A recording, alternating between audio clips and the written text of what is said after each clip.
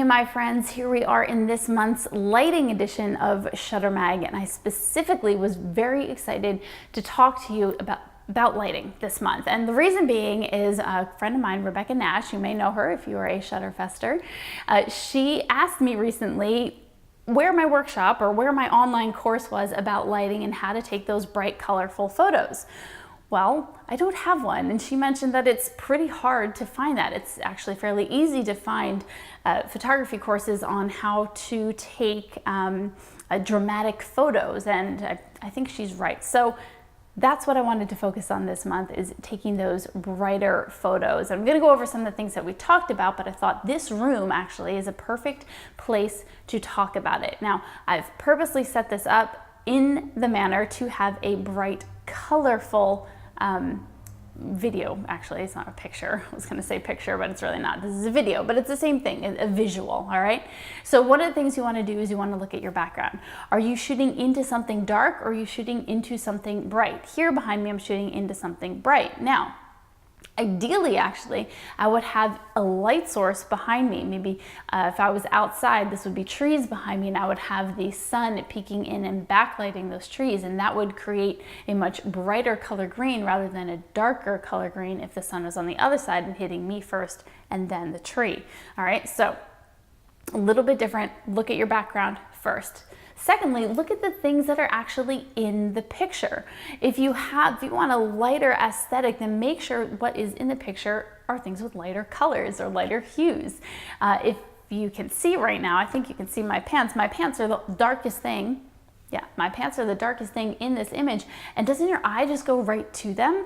All right, so if you're trying to create a bright and airy look, bright and colorful look, then please make sure that what is actually in the photo is bright and colorful. It's a little bit difficult to make, you know, an all dark blue and dark black scene look bright and colorful, right? So be conscious of what it is that you are choosing to put in the image. Sometimes when using a longer lens, it's going to help you cut out some of the elements that you don't want in there.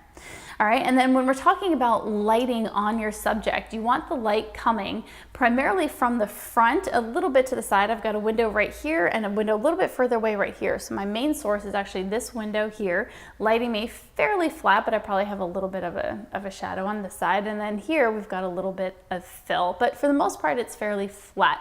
The less shadows you have, the more bright your photo will look, because the shadows are the dark, right? So eliminate a lot of shadows by making sure that you have light coming nicely on to your subject. Now, it can come with a little bit of an angle. It doesn't have to.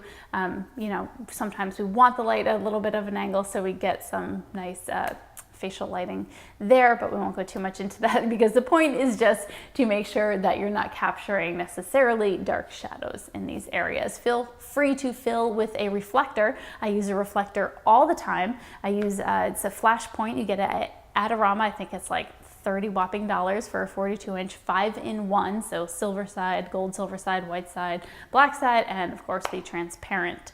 All right, make sure you grab that. It's my key. I use it all the time, always to fill in those shadows, and it really helps with under the eyes as well. Finally, the last thing that you want to think about is when you actually edit the photos, because I could take a photo a certain way and then manipulate it to look completely different. I could take it just how I was describing and then edit it, and it's going to look dark and moody when I'm done if I mess around with it enough. So what I typically do, it's very simple. If you go to my website, breatheyourpassion.com, I do have the preset for sale. I'm not really trying to sell you anything. It's less than $2, but it's there if you want it.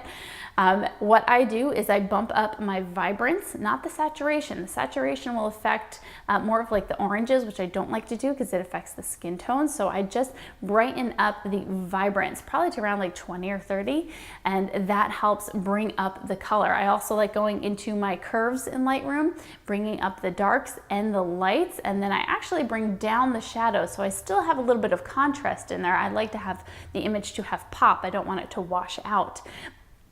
But I find doing those things really helps add to the brightness of the photo, the color of the photo, and helps realize the vision that I'm going for and hopefully get everything in line with a cohesive brand, right? So this is my studio right here, or a little corner of it, and my pictures hopefully actually match in my studio, right? That's kind of the goal. If you don't have a studio, maybe envision what your studio would look like, and then you're taking pictures that will match what will go into your studio. So, you know, bright photos that match the bright aesthetic. Well, think of your studio, think of your brand, if you're going for that. If you're not going for a bright, colorful look, then my God, you should have stopped listening minutes ago. I will see you guys next month right here in Shutter Mag.